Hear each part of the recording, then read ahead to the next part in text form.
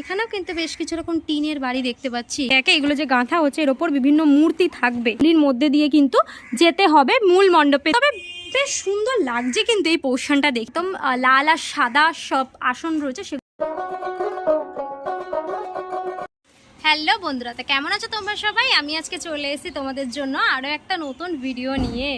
এই মুহূর্তে রয়েছি যাদবপুর সুলেখা মোড়ে একদম কাছে। যাদবপুর সুলেখা মোড় মানেই আমরা একটাই পুজো চিনি, সেটা হচ্ছে শ্যামাপল্লী শ্যামা সংঘ। বেশ জনপ্রিয় কিন্তু এই পুজোটা, মানুষের ভিড় কিন্তু এখানেও হয়। মানুষ কিন্তু বহু দূর দূরান্ত থেকে এই শ্যামাপল্লী শ্যামা সংঘের পুজো দেখতে আসে। আজকে তোমাদেরকে সেই পুজোরই প্রস্তুতি পর্ব দেখাবো, কেমনভাবে সেজে উঠছে মণ্ডপ। এখানে তোমরা কীভাবে আসতে পারো একটুখানি বলে দিই। একদম সুলেখা মোড়ের পাশেই হচ্ছে শ্যামাপল্লী শ্যামা সংঘের পুজোটা হয়। নিয়ারেস্ট ট্রেন স্টেশন হলে যাদবপুর থেকে জাস্ট মোটামুটি 10 মিনিটের পায়ে হাঁটা পথেই কিন্তু চলে আসতে পারো এই সুলেখা মোড়ে শ্যামাপল্লী শ্যামা সংঘে।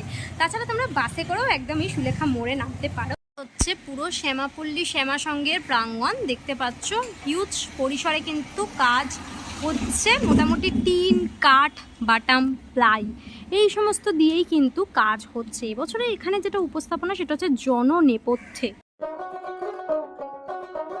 বাইরের দিকটা যদি তোমাদের দেখাই তাহলে কিন্তু এখানে বিভিন্ন ছোট ছোট বাড়ি দেখতে পাওয়া যাচ্ছে, যেগুলো কিন্তু সব টিনের করা রয়েছে। এখানেও কিন্তু বেশ কিছু রকম টিনের বাড়ি দেখতে পাচ্ছি, এইদিকেও টিনের বাড়ি দেখতে পাচ্ছি, মাঝখানে আবার কাঠেরও বেশ কিছু বাড়ি অংশ আমি দেখতে পাচ্ছি রয়েছে। আর এই দিকটা যদি দেখাই, এই দিকটা আমি ভেতর দিয়েই তোমাদের গিয়ে দেখাবো। একদম বাইরে থেকে দেখা যাচ্ছে একদম পুরো এরকম উঁচু মতন স্ট্রাকচারগুলোকে তুলে দেওয়া হয়েছে বিভিন্ন অ্যাঙ্গেলেই। হচ্ছে পুরো বাইরের পরিবেশটা।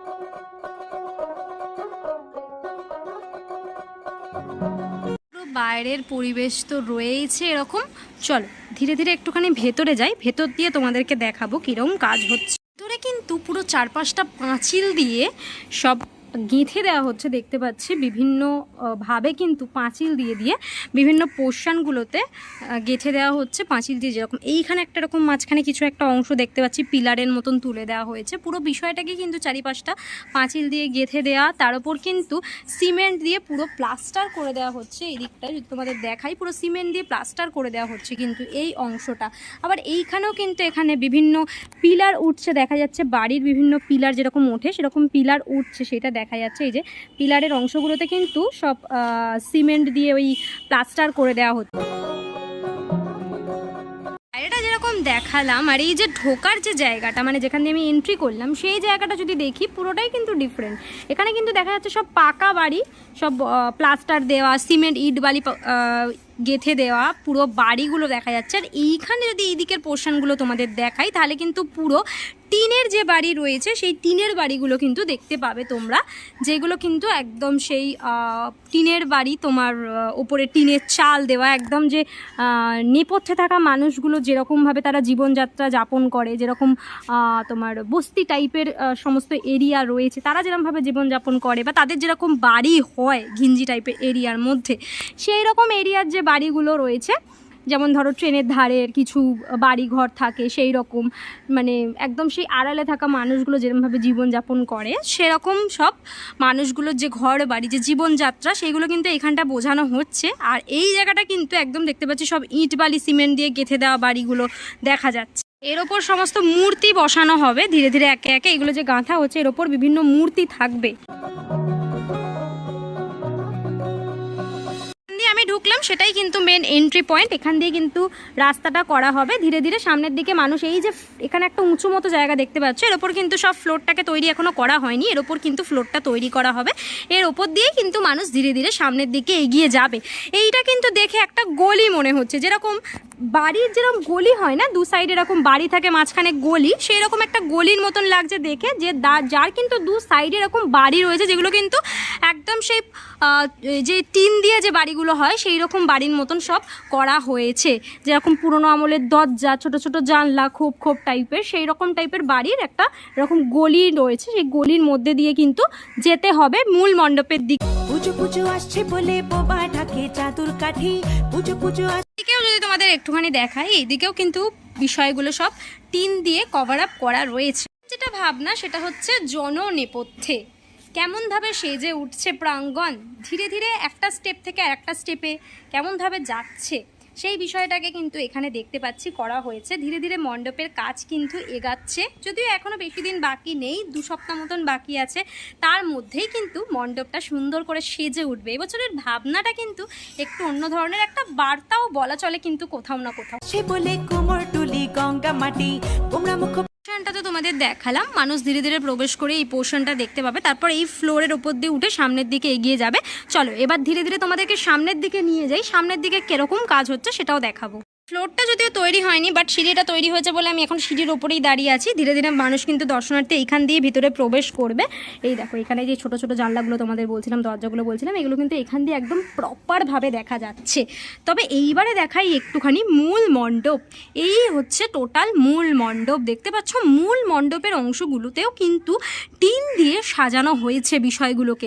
যদি একটুখানি নিচের পোর্শনটা তোমাদের দেখাই, এখানটায় কিন্তু দেখতে পাবে এক সাইডে পুরো এরকম কাঁচা বাঁশের কাজ রয়েছে, পুরো বাঁশগুলোকে এরকমভাবে বিল্ড আপ করা হয়েছে। আর ওপরে কিন্তু এরকম একটা মায়ের সেই তৃতীয় নয়নের মতন দেখতে লাগছে বিষয়টাকে দেখে। তবে বেশ সুন্দর লাগছে কিন্তু এই পোর্শনটা দেখে, যেখানে কিন্তু ভেতরে মাতৃ প্রতিমা রয়েছে। পাড়ার দোকান সাজে আবার নতুন সাজে কিছু। সাইডের যে অংশটা দেখতে পাচ্ছ, এই সাইডের অংশটাকে কিন্তু বেশ ভালো লাগছে দেখতে, মানে টিনগুলোকেই এদিক ওদিক করে অ্যারেঞ্জ করে কিন্তু বিষয়টাকে ধাপে ধাপে সেট করে কিন্তু একদম অনেকটা উচ্চতায় নিয়ে যাওয়া হয়েছে। এটাই কিন্তু মূল মণ্ডপের সামনের অংশটা, বেশ ভালো লাগছে দেখতে। এই টোটাল অংশগুলোর মধ্যে যখন লাইট পড়বে না, দারুণ লাগবে দেখতে। মন বসে না পড়ছে ভাটা সকল। মণ্ডপের মূল যে এলিমেন্ট সেগুলো কিন্তু বেসিক্যালি টিন, কাঠ, তারপরে ইট, সিমেন্ট, বালিও রয়েছে, আয়রন রয়েছে, অনেক কিছু এরকম বিভিন্ন টাইপের মেটেরিয়াল দিয়েই কিন্তু মণ্ডপের বিভিন্ন অংশগুলোকে সাজানো হয়েছে। শ্যামাপল্লী শ্যামা সংঘ, আমরা প্রত্যেক বছর কিন্তু এই পুজোটা দেখে দেখে অভ্যস্ত। ভীষণ সুন্দর করে কিন্তু এই ছোট্ট একটি পরিসরের মধ্যে মণ্ডপটাকে সাজানো হয়। বিগত প্রত্যেক বছর ধরেই কিন্তু এই পুজোটা একের পর এক চমক দিয়ে চলেছে। এই বছরের যে চমক সেটা কিন্তু অপেক্ষা করছে অবশ্যই দর্শনার্থীদের জন্য। কেমনভাবে মণ্ডপ সেজে উঠছে ধীরে ধীরে দেখাচ্ছি তোমাদের তার প্রস্তুতি পর্ব। কে কে প্রত্যেক বছর শ্যামাপল্লী শ্যামা সংঘের মণ্ডপ দেখতে আসো অবশ্যই আমায় কমেন্ট করে জানিও। রয়েছে মূল মণ্ডপ, ভেতরে কিন্তু অলরেডি চলে এসছে মাতৃ প্রতিমা। চলে এসছি ভেতরের অংশে। সবার আগে একটু সিলিং পোর্শনটা তোমাদের দেখাই। সিলিং পোর্শনে কিন্তু বিভিন্ন ওই আসন যে হয়, সেই আসনগুলোকে কিন্তু ওপরে বিভিন্ন রকমভাবে অ্যারেঞ্জ করা হয়েছে দেখতে পাচ্ছি। একদম সিলিং পোর্শনটা হয়তো আরও আসনের ইনস্টলেশন হতে পারে বা এরকমও থাকতে পারে। একদম লাল আর সাদা সব আসন রয়েছে, সেগুলো দিয়ে কভার আপ করা হচ্ছে সিলিং পোর্শনটা। মূল মণ্ডপের একটু যদি সাইডের পার্টটা তোমাদের দেখাই, এখানে কিন্তু সেই মানুষগুলোকে করা হয়েছে, তাদের ছবিগুলি এখানে আঁকা হয়েছে দেখতে পাচ্ছ। একদম সেই জঞ্জট টাইপের একটা অংশ করা হয়েছে। তোমাদেরকে দেখালাম কেমনভাবে সেজে উঠছে জননেপথ্যে। সেই মানুষগুলি কোথাও না কোথাও এই উঁচু স্তরের মানুষের ভিড়েতে, কংক্রিটের ভিড়েতে কিন্তু হারিয়ে যাচ্ছে। তারাই এখানে নেপথ্যের যে পরিবেশ বা তারা কিভাবে জীবন যাপন করে, তাদের যে সিচুয়েশান, সেই সিচুয়েশানটাকে এখানে বর্ণনা করা হচ্ছে। কিভাবে দেখানো হচ্ছে সেটাই তোমাদেরকে দেখালাম এতক্ষণ ধরে। শ্যামাপল্লী শ্যামা সংঘের এবছরের ভাবনাটি কিন্তু ভীষণ সুন্দর। কেমন লাগলো তোমাদের মণ্ডপ অবশ্যই কমেন্ট করে জানিও। আজকের জন্য এতটাই, দেখা হবে আবার নেক্সট ভিডিওতে। ততক্ষণের জন্য তোমরা সবাই ভালো থেকো, সেফ থেকো, বাই, টেক কেয়ার।